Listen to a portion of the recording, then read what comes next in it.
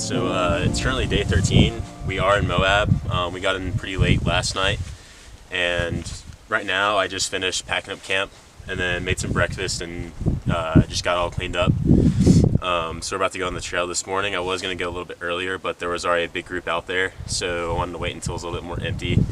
But after we do this trail, there's a couple more I want to do, and I'll get those names later to you guys. I think this one's Long Canyon, but I'll have to go back and check. But we'll probably just run trails all day, and I went back and looked on the maps. I don't think we'll be here for a week. We'll probably be here for maybe 2 or 3 days. There's not a whole lot of trails that I can do doing solo, just because if I do those more difficult trails and I'm all alone, I could definitely injure myself or wreck the vehicle, and then I'm just stranded.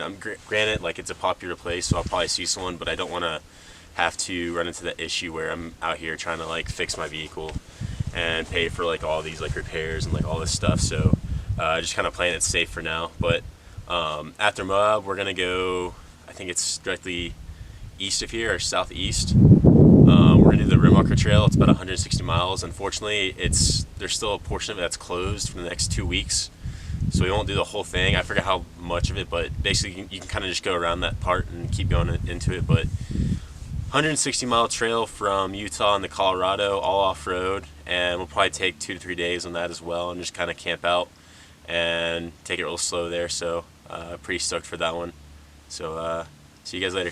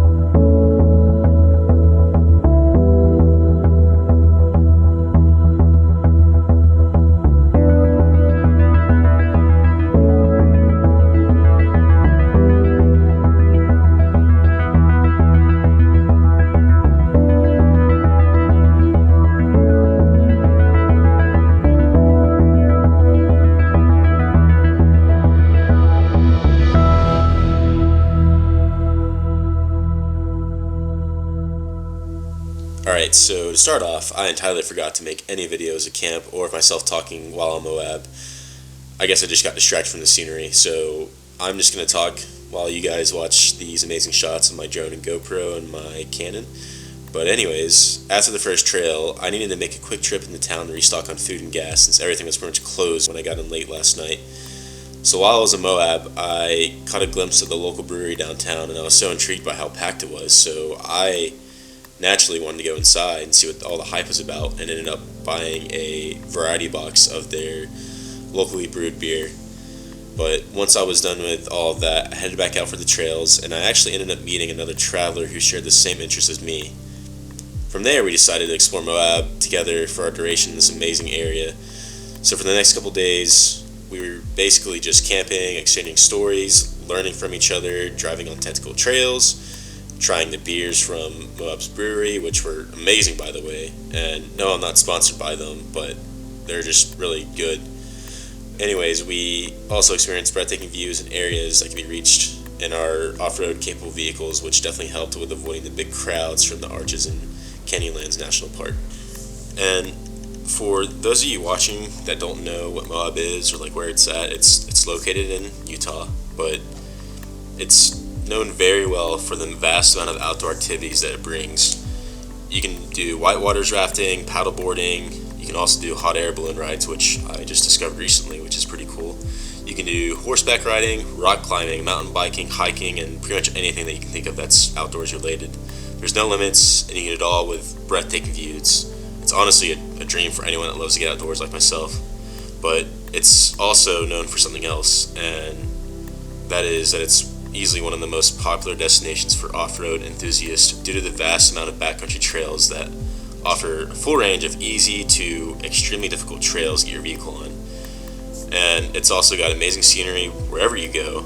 It's got technical and challenging trails that will really force you to think about every move you make, and it's a great way to get the adrenaline going. So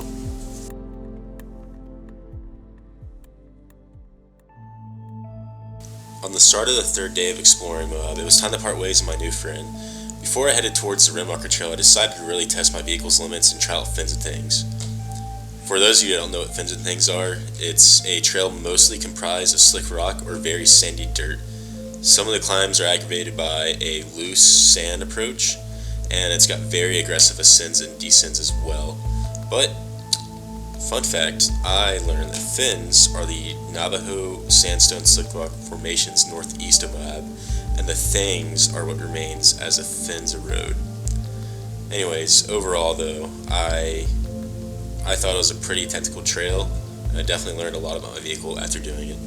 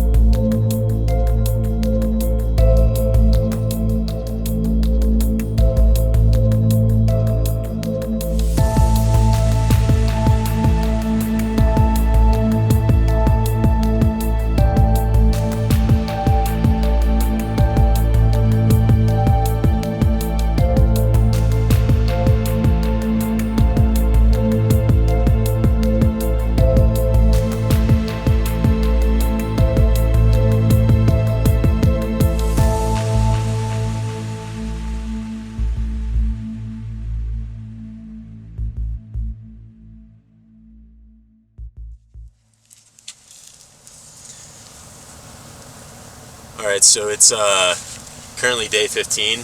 I just finished up in Moab. Great experience, super technical trails, especially when you're alone.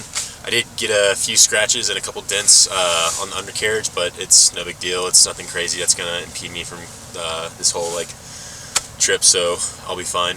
But yeah, next we got the Rimwalker Trail, so we're leaving Moab and then going out to this trail. And the trail is 160 miles. It goes from Utah into Colorado. It's all off-road, so I'm pretty stoked for it. Unfortunately, it might take me longer than 2 to 3 days because there are some closures along the route, so we might have to kind of navigate and figure out a way around it. So not a big deal, but might just delay us a little bit. So but yeah, I'm gonna air down, get a quick snack in, and then we're gonna try to find a camping spot just before it gets too dark. So yep, see you guys later.